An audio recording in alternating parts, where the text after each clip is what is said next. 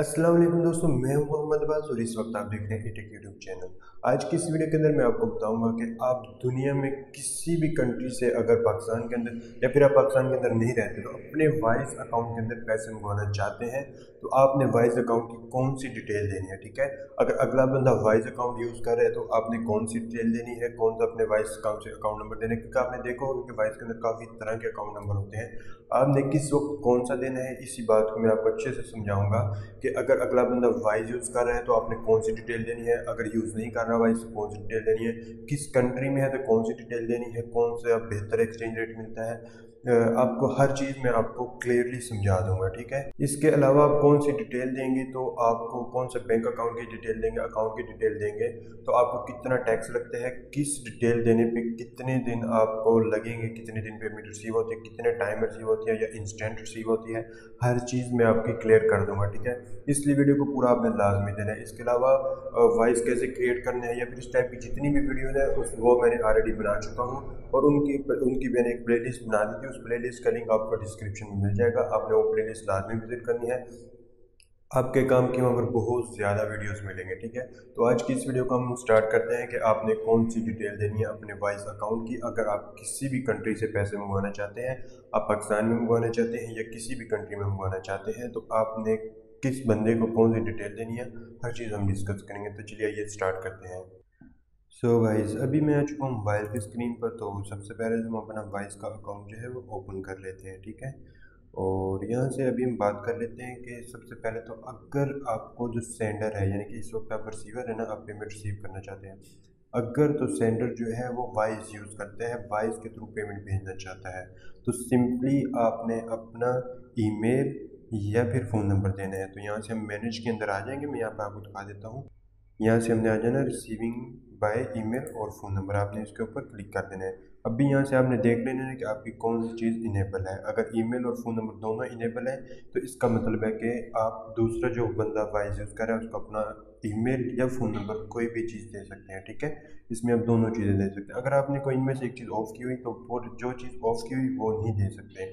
जो चीज़ इनेबल होगी सिर्फ वही वाली दे सकते हैं, क्योंकि यहाँ पर लिखा हुआ है people on wise can find by you. ठीक है, अच्छा ये चीज़ तो आपको क्लियर होगी कि अगर आप दूसरा बंदा आपको वाइस पे पेमेंट भेजना चाहता है तो आपने कौन सी डिटेल भेजनी है।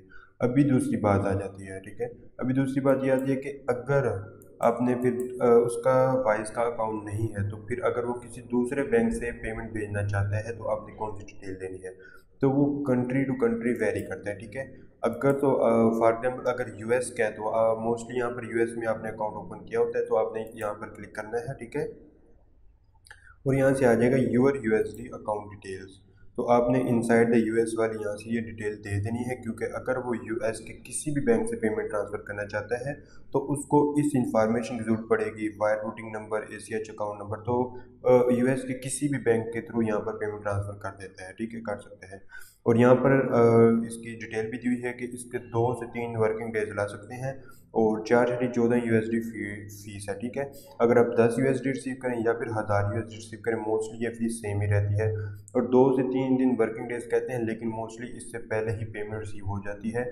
आप इसको बेशक ट्राई कर लीजिएगा। ठीक है, अच्छा ये बात तो होगी अगर बंदा यूएस का है। अगर अब यूएस से कोई अलावा कोई कंट्री है, दुनिया में कोई भी कंट्री हो, तो उसके लिए आपने यहाँ से ओपन के ऊपर आ जाना है। यहाँ से हमने बैलेंस पर क्लिक करना है और यहाँ से हमें जो ये करेंसीज मिले, करेंसीज विद अकाउंट डिटेल्स। ठीक है, यहाँ पर ये वाले अगर इनमें से कोई भी कंट्री है ना, या कंट्रीज देख लें ये वाले कंट्रीज में से। ठीक है, इसके अलावा यहाँ पर जो जिसका मैंने ऑलरेडी बैलेंस शो किया हुआ है उसके अंदर एक ये ब्रिटिश पाउंड और न्यूजीलैंड भी शामिल है, यानी कि 2 कंट्री ये हो गए, एक यूएस हो गया और यहाँ पर ये जो 5-6 कंट्री शो हो रहे थे, ऑलमोस्ट ये 8 कंट्री बनते हैं। ठीक है, टोटल इन 9 कंट्री बनते हैं। अगर इन 9 कंट्रीज़ में से किसी कंट्री के अंदर आपको पैसे भेजना चाहते हैं, फॉर एग्जांपल अगर कोई कनाडा का बंदा आपको पैसे भेजना चाहता है तो आपने यहाँ से कैनेडियन डॉलर के ऊपर क्लिक करना है। ठीक है, तो आपका यहाँ पर ये अकाउंट यहाँ पर भी ऐड हो जाएगा। अगर कनाडा का बंदा सेंड करना चाहता है तो आपने यहाँ से इस पर आ जाना है और यहाँ से want to receive Canadian dollar. ठीक है, आपने इसके ऊपर क्लिक कर देना है और यहाँ पर अभी ये थोड़ा सा टाइम लेता है, ऑलमोस्ट 2-4 मिनट ही लेता है। यहाँ पर कैनेडा के अकाउंट की डिटेल शो हो जाएंगी। तो फिर आपने जो भी डिटेल होगी यहाँ पर आपने उसका स्क्रीनशॉट ही बेशक भेज दें, आपने उस सेंडर को भेज देना है। तो वो बंदा कैनेडा के किसी भी बैंक से आपके वाइस के अंदर पेमेंट भेज देगा। यहाँ पर कितना टाइम लगेगा, कितना टैक्स लगेगा, सारी चीज़ें यहाँ पे शो हो जाएंगी। 2-4 मिनट के अंदर ही शो हो जाएगा, बल्कि शायद वो भी शो हो गया। ये देखिए, ये शो हो चुका है, ठीक है। अच्छा, यहाँ पर अभी लिखा हुआ है इंडिया। यहाँ पर ये देखा है इंस्टीट्यूशन नंबर दिया, अकाउंट नंबर, ट्रांजिट नंबर।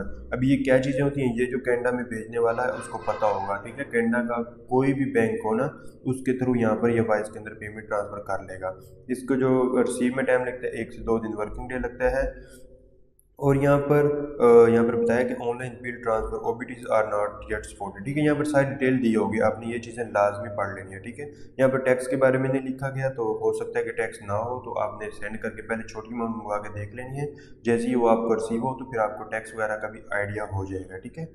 अच्छा, अभी ये कैनेडा की बात होगी। अगर इस लिस्ट में से कोई बंदा ना हो, ठीक है, अभी बात आ जाती है फॉर एग्जांपल यहाँ पर जो लिस्ट मैंने आपको दिखाई थी, हम बैलेंस में आकर आप देख सकते हैं, इन कंट्रीज़ के अलावा किसी कंट्री में हो, यानी कि ये जो नीचे कंट्री दी हैं इनमें से कोई अगर मंगवाना चाहता है, तो फिर आपने कौन सी डिटेल देनी है, फिर आपने डिटेल देनी है, यहाँ से आप आ जाएं तो मोस्टली आपने यूएस डॉलर यूज़ करना, तो आपने फिर यूएस की डिटेल देनी है। लेकिन यूएस के अंदर आपने एक चीज़ ध्यान रखनी है कि आपने ऐसे your account USD account detail पे क्लिक करके यहाँ से आपने क्लिक करना है आउटसाइड द यूएस, ठीक है। आपने आउटसाइड द यूएस क्लिक कर देना है। यहाँ पर आपका Swift BIC account number, wire number, routing number, ये चीज़ें आपकी मिल जाएंगी। आपने इनमें से कोई ना कोई डिटेल दे देनी है फिर, ठीक है। आप जब इनमें से कोई डिटेल देंगे तो दूसरी कंट्री का बंदा इसके ऊपर पेमेंट ट्रांसफ़र कर सकता है। याद रखिएगा, इसके ऊपर हर बंदा ट्रांसफ़र नहीं, हर बैंक अकाउंट से ट्रांसफ़र नहीं हो सकते, लेकिन मोस्टली से यूज़ हो जाते हैं। फॉर एग्जांपल अगर पाकिस्तान से हम सेंड करें तो वहाँ पर स्विफ्ट बीआईसी की जरूरत पड़ती है, तो इन्होंने दिया हुआ है, अकाउंट नंबर भी दिया गया है, ठीक है। ये चीज़ें हैं, लेकिन फिर भी ना पाकिस्तान की सिर्फ चंद एक बैंक ही, वो भी मुश्किल से होंगे जो इस पर ट्रांसफ़र कर सकते हैं।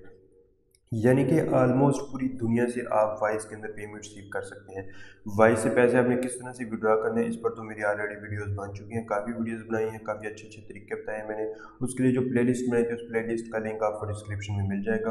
होपफुली आपको हर चीज़ क्लियर हो गई होगी कि किस वक्त आपने कौन से अकाउंट की डिटेल देखनी है, ठीक है। अगर कोई कन्फ्यूजन है तो आप एक दफ़ा वीडियो को और देखिए, फिर भी कन्फ्यूजन रहती है तो कमेंट सेक्शन में आप पूछ लिए, इंशाल्लाह मैं आपकी ज़रूर हेल्प करूँगा। सो आज की वीडियो को हम यहीं पर एंड करते हैं। अल्लाह हाफिज़।